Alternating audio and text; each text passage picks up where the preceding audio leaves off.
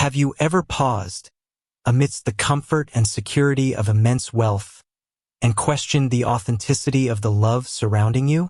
In a world where fortunes can shape perceptions and influence affections, how can one truly discern genuine connection from mere attachment to material possessions? Imagine building an empire, a testament to your ambition and hard work, only to find yourself adrift in a sea of doubt, wondering if the smiles and embraces you receive are directed at you, the person, or at the vast fortune you have amassed. This is the unsettling predicament that plagued Isaiah Carter, a black billionaire at the pinnacle of the tech industry. His story, a daring experiment in human nature, will unravel the delicate threads of family, loyalty, and love, forcing us to confront the uncomfortable truth about what truly binds us together. What happens when the gilded cage is suddenly stripped bare? Will the occupants scatter, revealing their true motivations? Or will the bonds of family prove stronger than the allure of wealth? Prepare to witness a shocking revelation that will challenge your understanding of love and loss. The rain in Atlanta that night was relentless, a torrential downpour that seemed determined to wash away the city's glittering facade.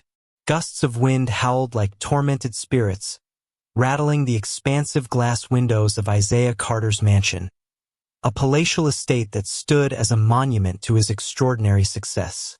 Inside, shielded from the storm's fury, Isaiah stood by the window, a solitary figure shrouded in the dim light. The city lights below twinkled like distant stars, a stark contrast to the turmoil brewing within him. He was dressed in a silk robe, the luxurious fabric a familiar comfort against his skin. But tonight, even the opulent surroundings offered no solace. Gone was the confident swagger, the commanding presence that had become his trademark in the cutthroat world of technology. Instead, a deep furrow creased his brow, and his eyes held a weary, almost haunted look. He was not the titan of industry celebrated in every business magazine. He was simply a husband consumed by doubt, a father wrestling with gnawing suspicions that threatened to shatter the carefully constructed world he had built. He turned away from the window, his gaze falling upon a framed wedding photograph on a nearby mahogany table. The colors had faded slightly over the years, but the image of a younger Isaiah, beaming with pride and happiness as he held the hand of his beautiful bride, Vanessa, remained vivid in his memory. He remembered the day as if it were yesterday, the promises they had made, the dreams they had shared. But the woman in the photograph, with her radiant smile and adoring eyes, seemed a world away from the Vanessa he knew now. Lately, a subtle but persistent distance had grown between them. Her laughter no longer reached her eyes when she looked at him, and her touch had become fleeting, almost perfunctory. He had tried to dismiss it as the natural ebb and flow of a long marriage, the inevitable consequence of their busy lives.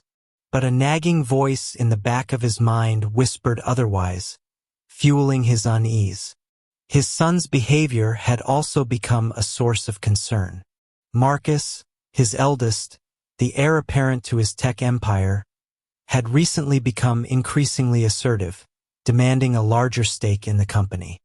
His requests were framed not as a desire to contribute or to learn, but as an entitlement, a demand for what he seemed to believe was rightfully his. Isaiah had worked tirelessly, sacrificing countless nights and weekends to build this legacy for his family, and Marcus's entitled attitude felt like a slap in the face. Then there was Tasha, his youngest, his only daughter. He adored her, had always indulged her every whim. But lately, her spending had spiraled out of control.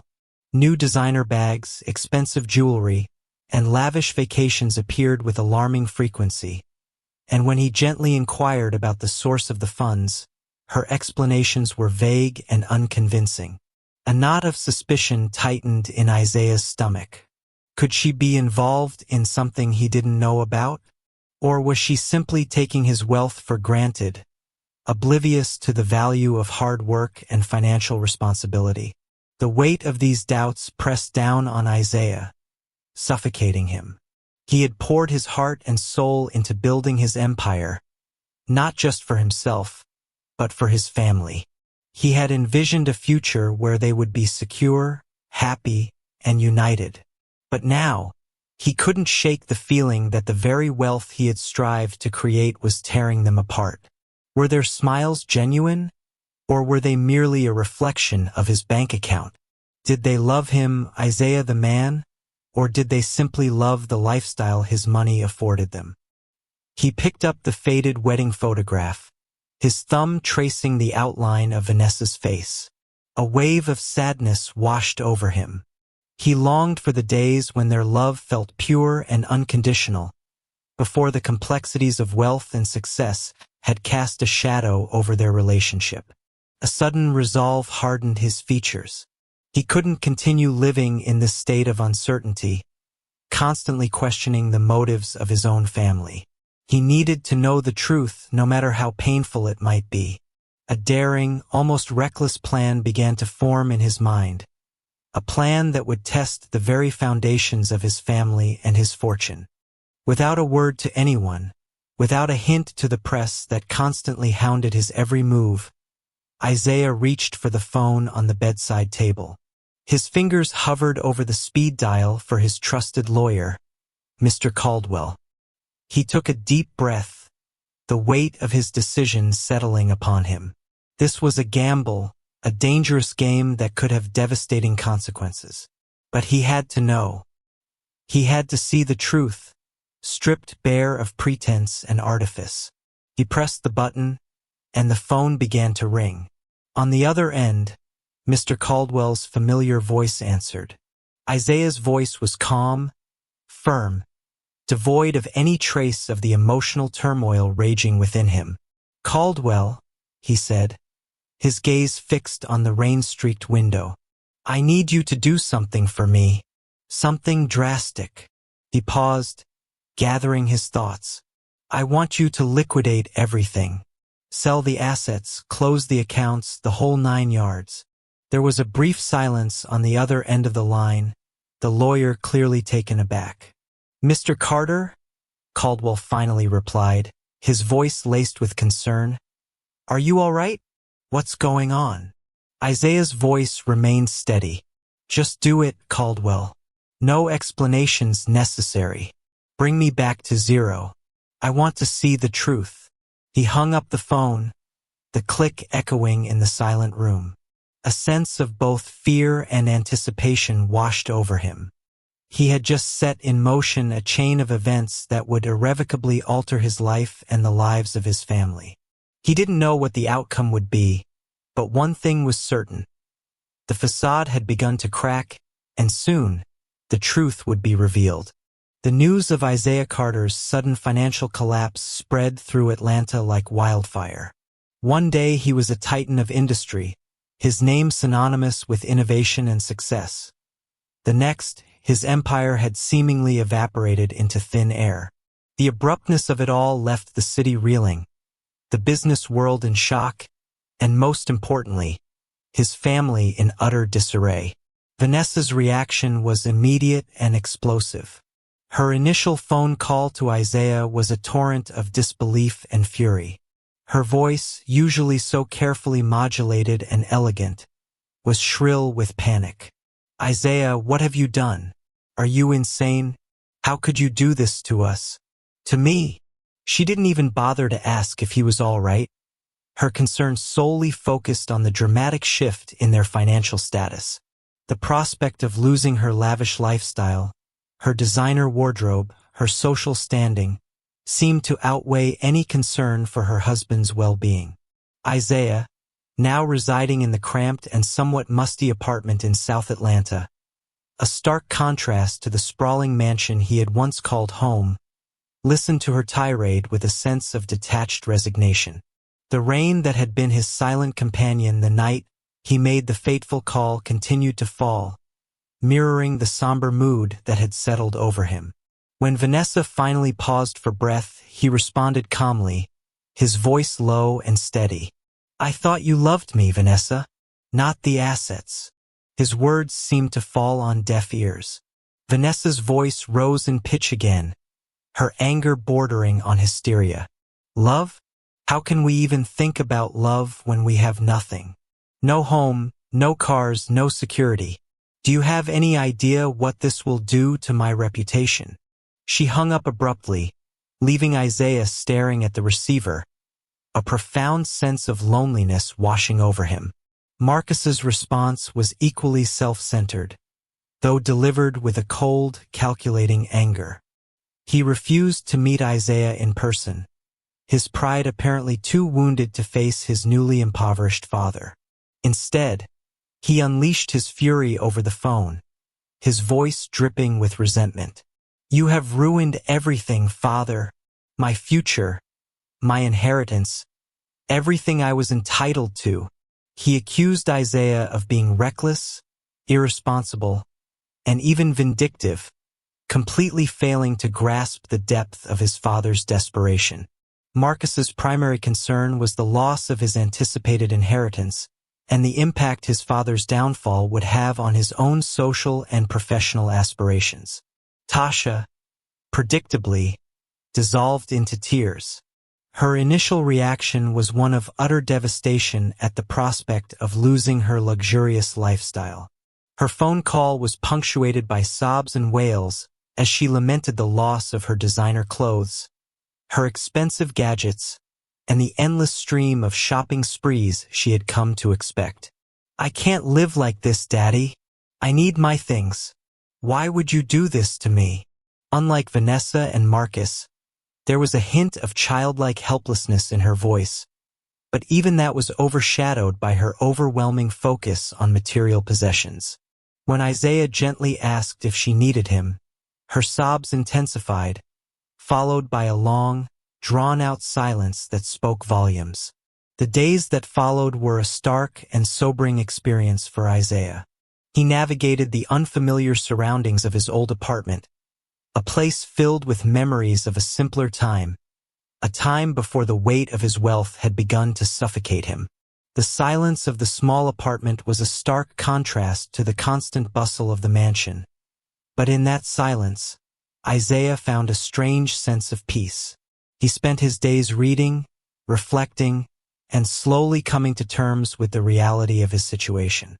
He watched the news, saw the reports of his financial ruin, the speculation and rumors swirling around his name, but none of it seemed to touch him anymore.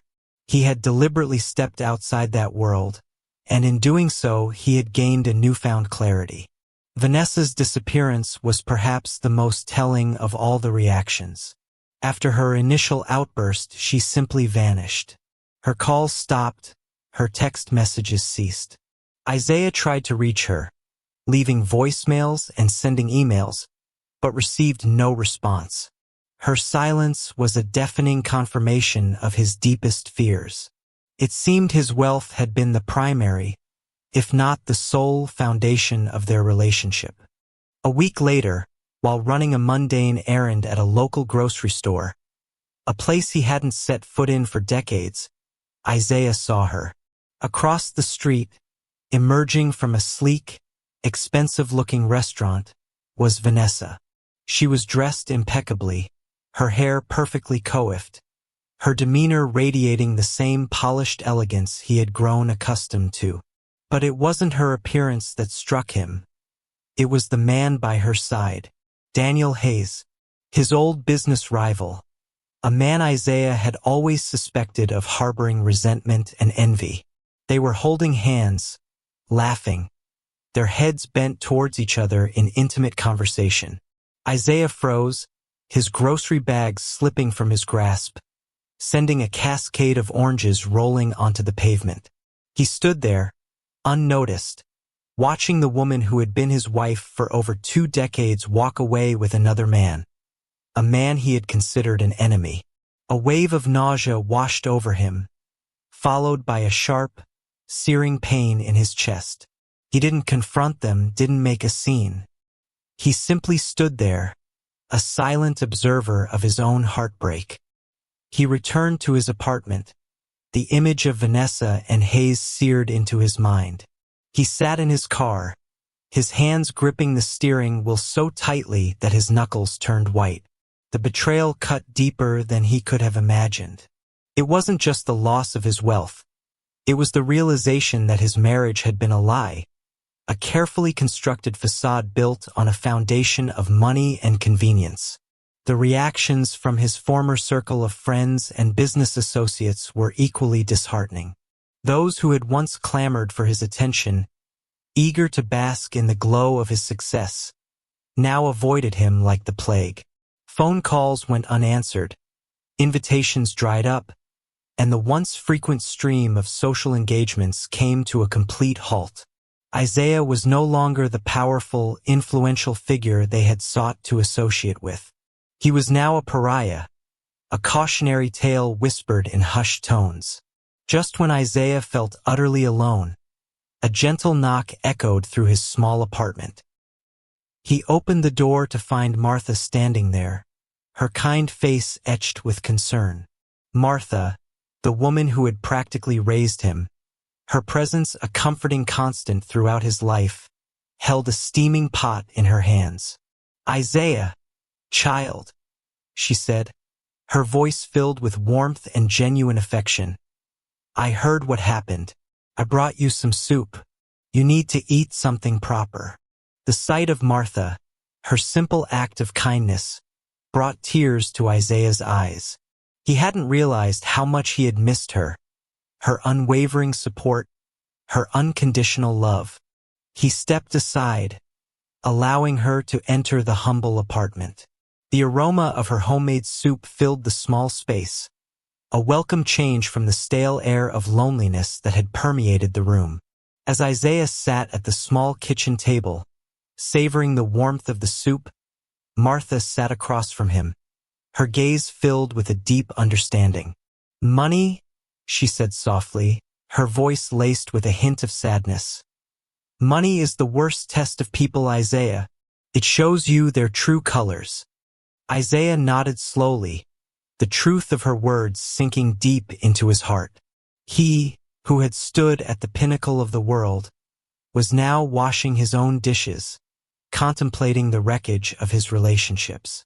In the quiet solitude of his modest apartment, stripped of his wealth and the illusions it had fostered, Isaiah was finally beginning to see the world, and the people in it, with a newfound clarity.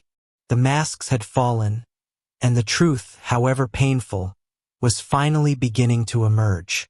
3 months had passed since Isaiah Carter's spectacular fall from grace, or so the world believed.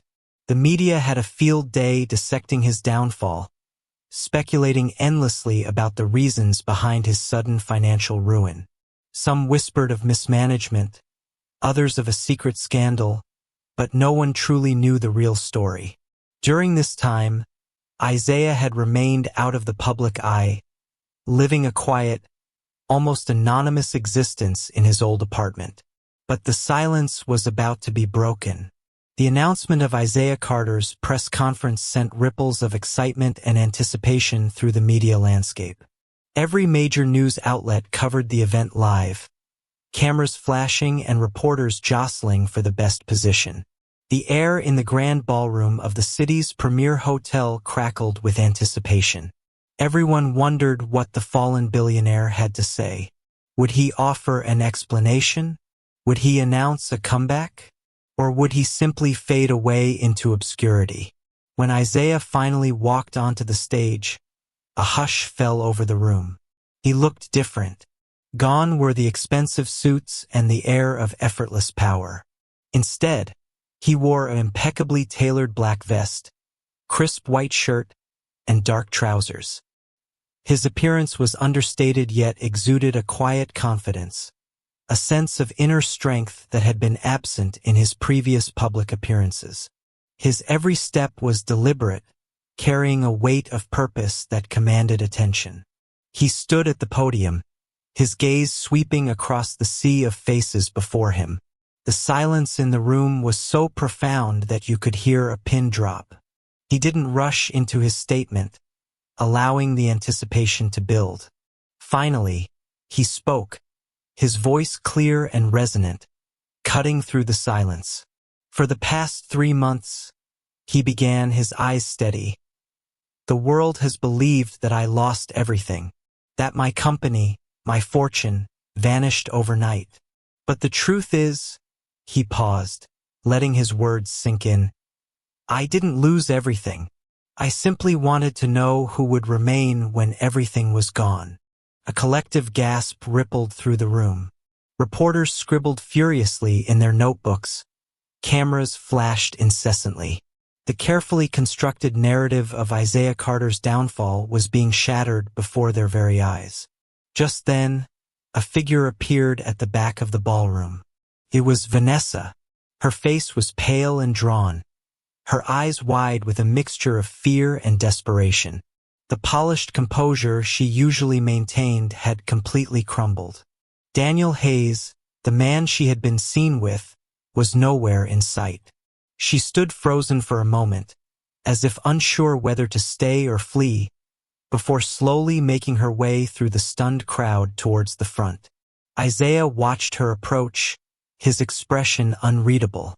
When she finally stood a few feet away from the stage, their eyes met.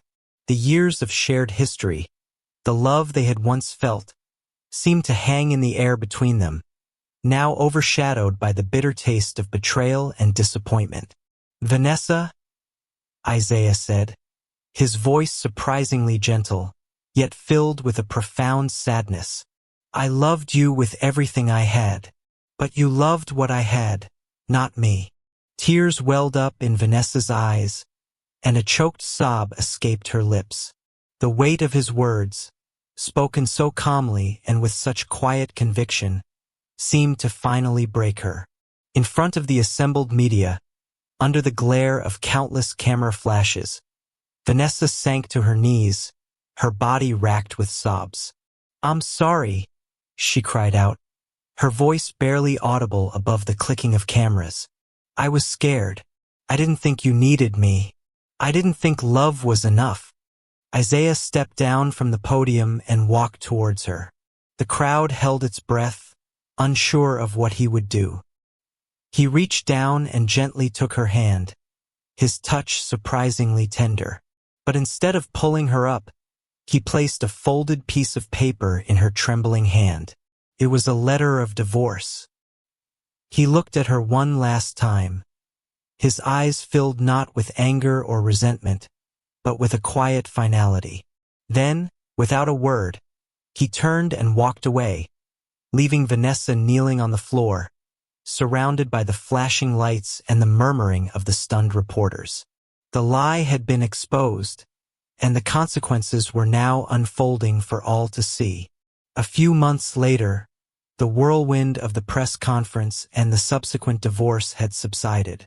Isaiah had retreated from the public eye once again, focusing on rebuilding his life and his company, this time on a foundation of truth and genuine connection. One sunny afternoon, he drove to a small, unassuming house on the outskirts of the city. It was Martha's home. He parked his car and walked up the neatly tended path to the front door, a small gift box in his hands. Martha greeted him with a warm smile and a hug that felt like coming home. Her eyes, though aged, still held the same spark of kindness and affection he had known since childhood. They sat in her cozy living room, sipping tea and talking for hours. Isaiah shared his experiences, the pain of betrayal, but also the clarity he had gained. Martha listened patiently, offering words of wisdom and unwavering support. Before leaving, Isaiah handed her the gift box. Inside, nestled among soft tissue paper, was a set of keys, a thick envelope containing a substantial amount of money, and a handwritten letter. Martha opened the letter, her hands trembling slightly. As she read, tears welled up in her eyes. Dear Martha, the letter began, you are my true family, unconditional, unselfish, only love. The letter went on to express Isaiah's gratitude for her unwavering support and her genuine love. the only constant in his life amidst the turmoil of wealth and betrayal. The keys were to a new, comfortable home, and the money was to ensure she would never have to worry about anything again. Martha looked up at Isaiah, her eyes filled with tears of joy. "Oh, Isaiah, child," she said, her voice choked with emotion. "You are not alone. Never have been, never will be." She reached across the small table and took his hand, her grip firm and reassuring. In that moment, surrounded by the simple comfort of Martha's home and her unconditional love, Isaiah felt a sense of peace he hadn't experienced in years. He had lost a fortune and a family built on lies, but he had found something far more valuable: the unwavering love of someone who had always seen him for who he truly was. Isaiah, with his newfound clarity and a renewed sense of purpose, began the arduous task of rebuilding his company. This time, he surrounded himself with people he trusted, individuals who valued integrity and loyalty above all else. He started small, focusing on innovation and genuine value creation, rather than the relentless pursuit of profit at any cost. His new venture slowly but surely began to thrive. He worked tirelessly, driven by a passion that had been dormant for years, rekindled by the harsh lessons he had learned. He also dedicated a significant portion of his time and resources to helping single-parent families and individuals who had, like him, experienced the pain of lost trust and broken relationships.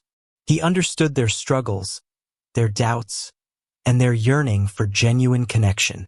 Several years passed after Isaiah's public revelation.